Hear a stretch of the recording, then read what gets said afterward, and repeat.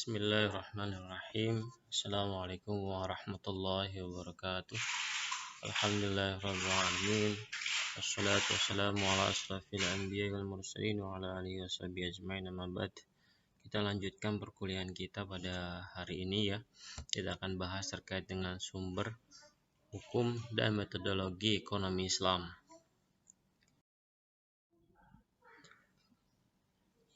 Kita sudah bahas kemarin terkait dengan bagaimana Islam didesain, bagaimana Islam diturunkan oleh Allah sebagai suatu agama yang sifatnya itu adalah rahmatan lil alamin, yang sifatnya adalah kamil, dan sifatnya adalah syamil.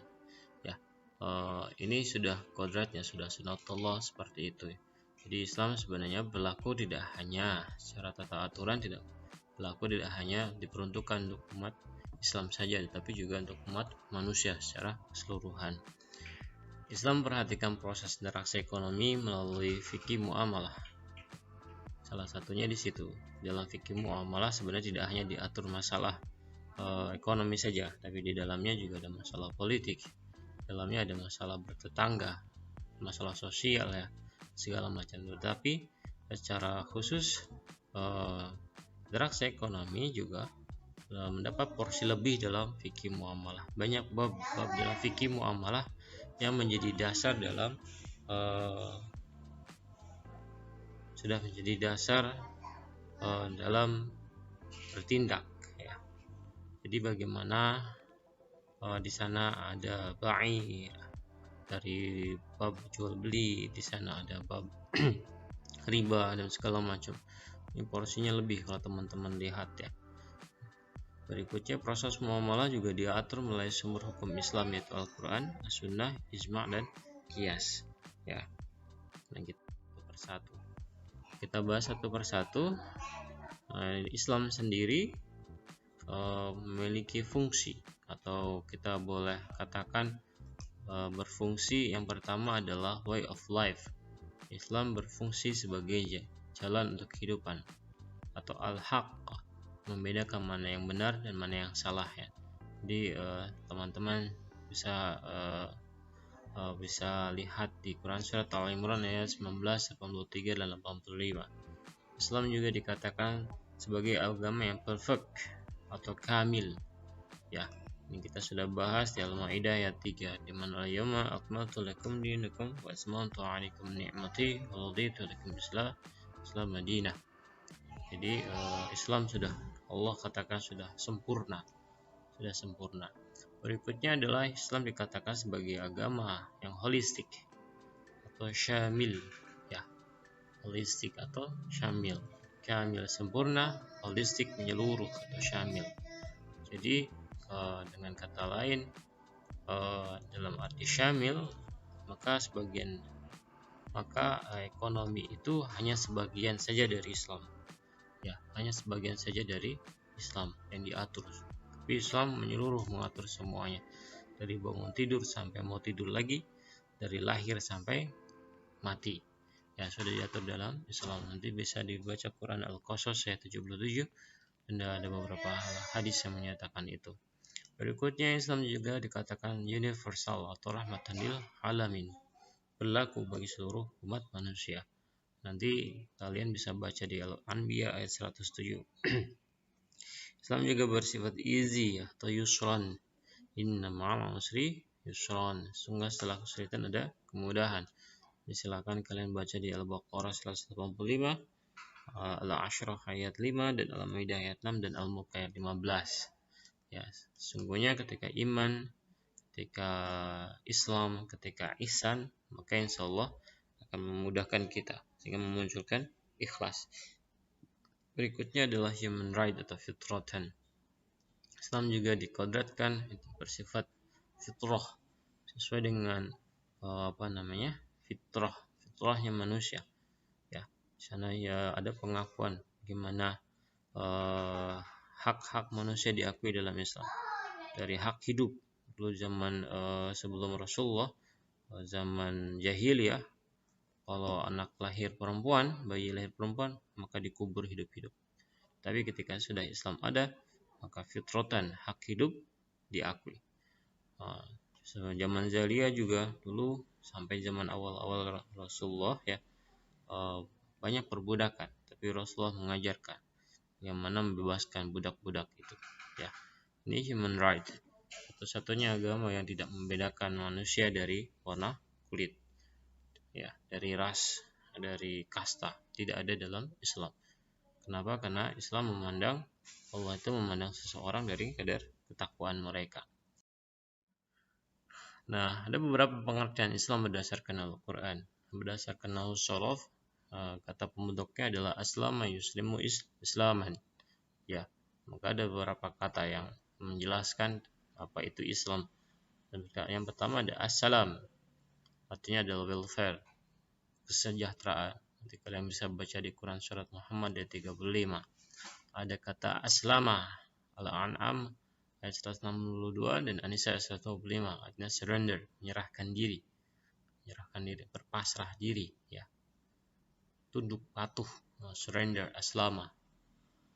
Nah, ada lagi ini sama, hampir mirip dengan aslama dari kata istislama, taslim, mustaslimun dari surat An-Nisa ayat 65, artinya total surrender to Allah, artinya benar-benar menyerahkan diri kepada Allah ya, menghambakan diri kepada Allah.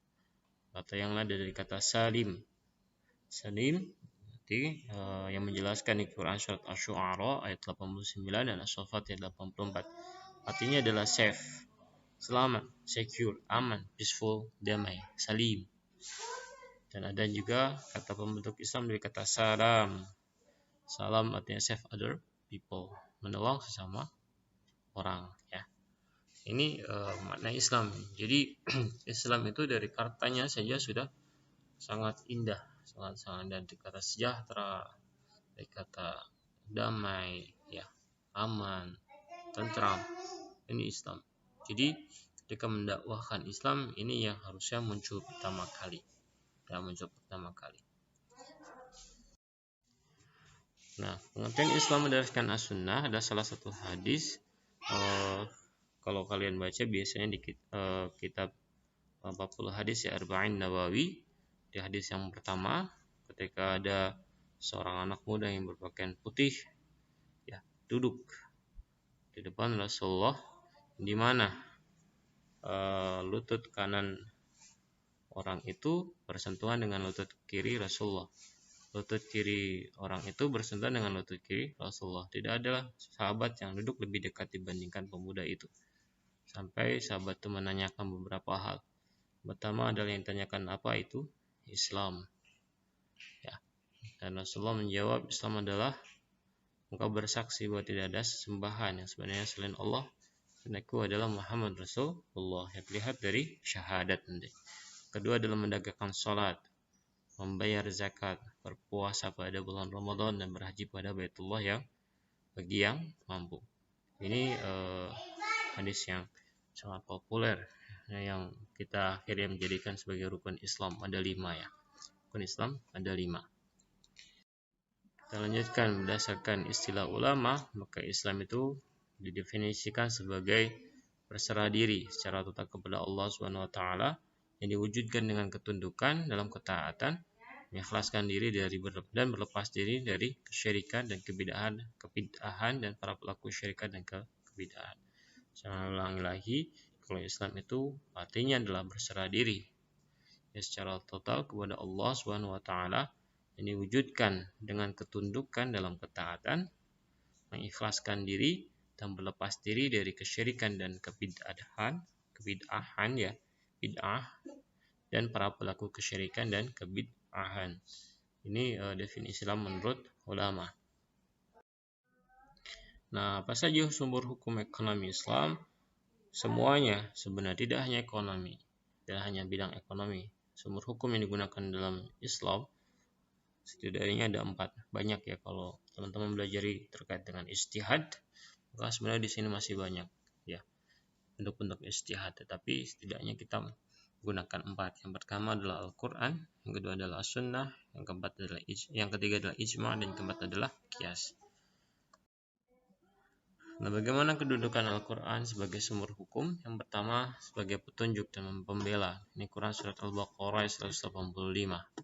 Berikutnya, Al-Quran juga kedudukannya adalah sebagai petunjuk dan pemberi gambar gembira. Nanti bisa baca dalam Isra ayat 9. Berikutnya, Al-Quran juga memiliki kedudukan hukum untuk mengeluarkan manusia dari kegelapan. Kedudukan Al-Quran yang lain adalah sebagai pembawa kebenaran, supaya menghukumi. Ini baca surat An-Nisa ayat 105. Dan yang terakhir, kedudukan Al-Quran sebagai sumber hukum adalah sebagai ancaman agar bertakwa dan mendapat pelajaran. Ayat 20. Ya, surat Thaha ayat 20. Jadi kedudukan Al-Quran sebagai petunjuk dan pembeda mana hak yang mana yang batil, sebagai petunjuk dan pemberi kabar gembira bagi orang-orang yang bertakwa.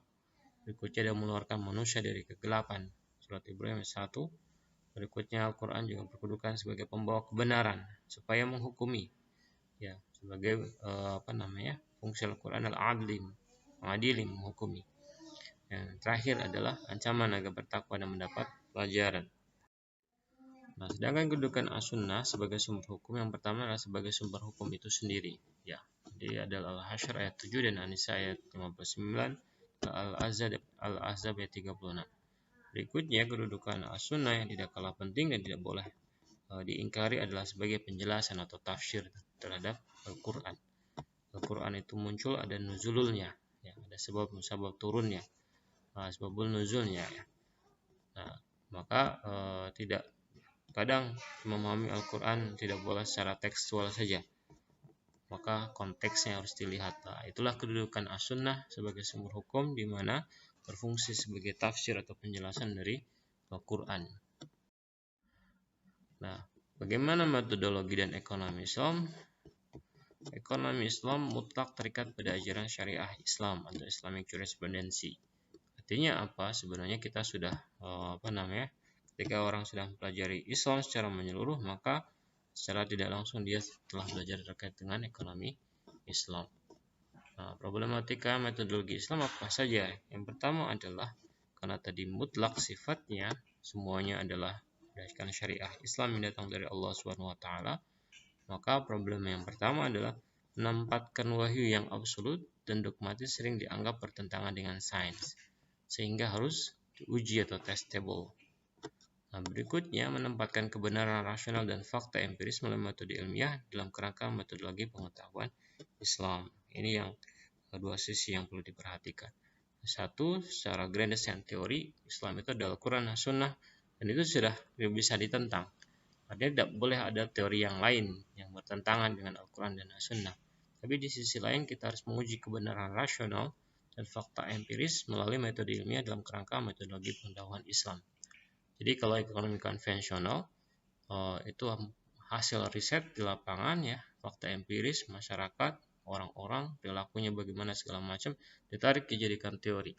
Sedangkan Islam, Al-Quran, As-Sunnah sebagai teori, maka diuji ke fakta empiris, ya, seperti apa. Sering bertentangan. Contohnya adalah harusnya karena penduduk Indonesia itu mayoritas Muslim, harusnya kejahatan itu tidak ada kejahatan, tetapi ternyata ada. Tidak ada kemiskinan, tetapi ada, dan segala macam. Maka ini perlu diuji. Ya, ini problematika metodologi Islam.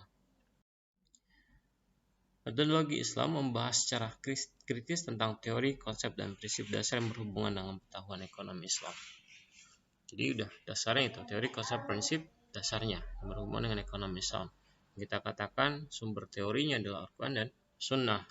Nah, metodologi Islam bertujuan untuk meneliti gejala, masalah, faktor penyebab dari sisi keislaman, kemudian menganalisis secara teliti untuk kemudian membuat suatu kesimpulan atau pemecahan masalah secara Islam. Jadi kita bisa bandingkan antara fakta empiris ketika tidak sesuai dengan teori, maka kita bisa kaji lebih dalam apa penyebabnya dari sisi Islam.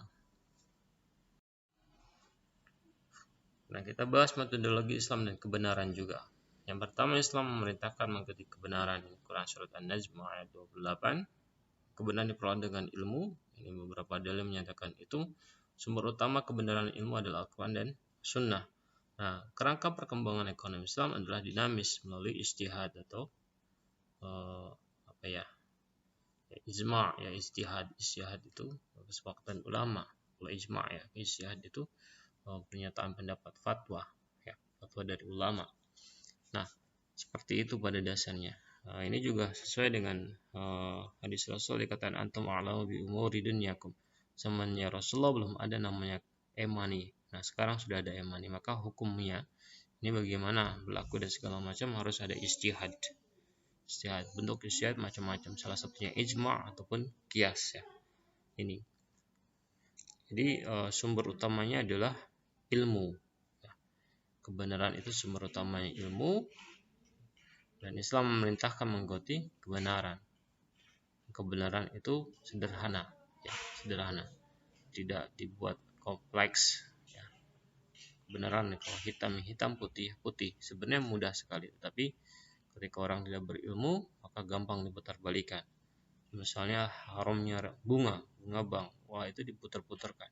Jadi kita bahas terkait dengan bab riba ya, nanti ada pembahasan sendiri.